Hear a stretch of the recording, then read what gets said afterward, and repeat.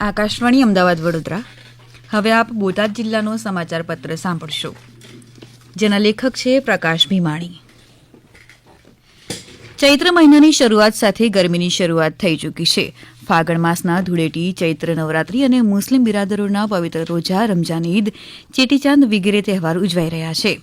બોટાદ ખાતે જિલ્લા પંચાયત પ્રમુખના અધ્યક્ષસ્થાને ભૂલકા મેળો, પોષણ ઉત્સવ અને યશોદા એવોર્ડ કાર્યક્રમનું આયોજન કરવામાં આવ્યું હતું. આંગણવાડી વર્કર અને તેડાગરની બહેનોની કામગીરીને બિરદાવવા માતા યશોદા એવોર્ડથી સન્માનિત કરવામાં આવ્યા. સાથોસાથ કાર્યક્રમમાં મિલેટ્સની વાનગીઓમાં વિજેતા થયેલી બહેનોનો ઉત્સાહ વધારવા ઇનામ વિતરણ કરાયું હતું. આંગણવાડીના નાના ભૂલકાઓ દ્વારા તૈયાર કરવામાં આવેલી કૃતિઓ પ્રસ્તુત કરવામાં આવી હતી.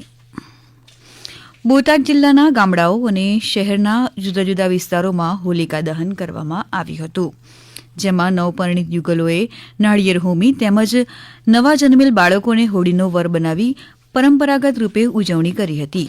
હોલિકા દહન બાદ બીજા દિવસે બોટાદ જિલ્લાવાસીઓએ રંગોત્સવનો તહેવારની ઉજવણી કરી હતી.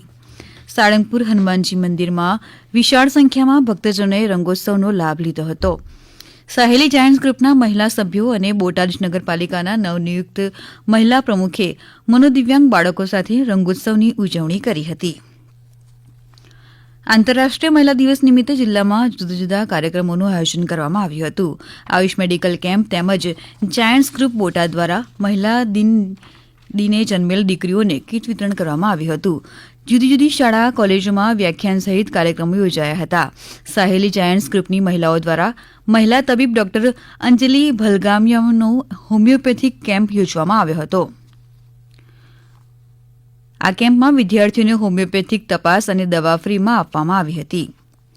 રમઝાન નિમિત્તે મુસ્લિમ બિરાદરો દ્વારા થતા નાના નાના ભૂલકાઓ અને બાળાઓ દ્વારા મોટા રોઝા રખાયા હતા, જે પૂર્ણ થતાં બોટાદ શહેર ઈદગાહ ખાતે મુસ્લિમ બિરાદરો દ્વારા રમઝાન ઈદની નમાઝ અદા કરાઈ હતી.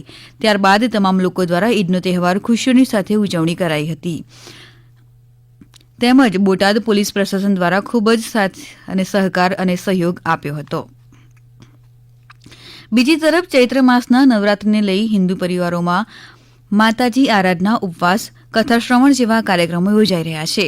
બોટાદ જિલ્લામાં આવેલ મંદિરોમાં આગામી સમયમાં હનુમાન જયંતિ, રામનવમી, અખાત્રીજ, મહાવીર જયંતિ જેવા તહેવાર માટે વિવિધ આયોજનની પૂર્વ તૈયારીઓ કરવામાં આવી રહી છે. જિલ્લા કલેક્ટર શ્રી ડોક્ટર જીન્સી રોયના નેતૃત્વ હેઠળ બોટાદ જિલ્લો સીએમ ડેશબોર્ડ પર સતત 140 દિવસથી પ્રથમ ક્રમે રહેતા બોટાદની યશકલગીમાં વધારો થયો છે. જિલ્લાના કર્મયોગીઓના અપાર પરિશ્રમની ફળશ્રુતિ રૂપે સરકારની યોજનાઓના પરિણામલક્ષી અને લોકાભિમુખ અમલમાં છેલ્લા 140 દિવસથી સતત પ્રથમ ક્રમાંક મેળવીને બોટાદે આ સફળતા પ્રાપ્ત કરી છે.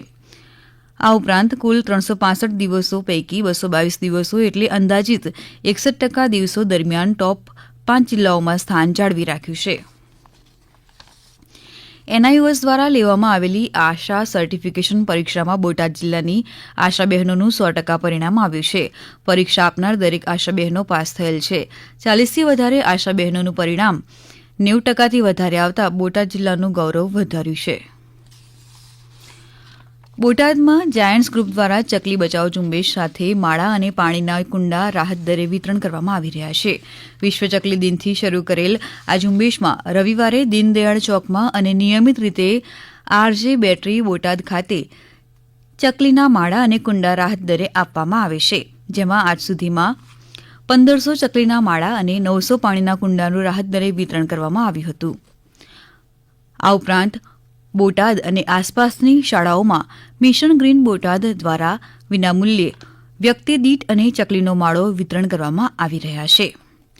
આ ઝુંબેશમાં પર્યાવરણ પ્રેમી જનતાએ ખૂબ જ સારો પ્રતિસાદ આપીને ચકલી બચાવો અભિયાન માટે શપથ પણ લઈ રહ્યા છે. હમણાં જ આપે બોટાદ જિલ્લાનો સમાચાર પત્ર સાંભળ્યો, જેના લેખક હતા પ્રકાશ ભીમાણી. આ પ્રસારણ આકાશવાણીના અમદાવાદ વડોદરા કેન્દ્ર પરથી કરવામાં આવ્યું.